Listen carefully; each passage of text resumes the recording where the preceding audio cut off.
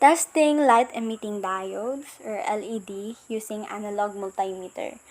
Before testing a diode, we must identify the diode terminal, which is yung anode and cathode. For LED, the longer terminal of diode is anode, at yung shorter terminal naman niya is yung cathode. Sa ibang cases, merong nangyayari na yung flat terminal ng diode, yun yung nagiging cathode, and yung other side naman niya, yung anode. So, there are certain steps in testing an LED using analog multimeter. So, in step number 1, we should disconnect the LED from the circuit and supply if it is already connected in your circuit.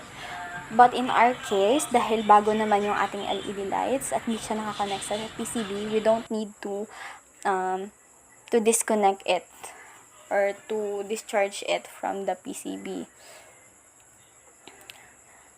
So, step number 2, we should find the LED terminal, which is yung anode and cathode nga. Step number 3, we should connect the LED in forward bias with multimeter test leads. Cathode sa black test probes and yung anode naman sa red test probes.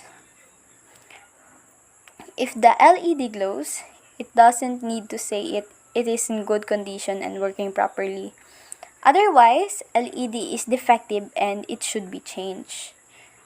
Kapag sa reverse bias naman, yung LED anode to black test probes and cathode to red test probes, hindi siya mag-work. And yung multimeter, it won't show any reading as LED will not flow current through it. Nag-a-act siya as an open switch katulad nung sa diode.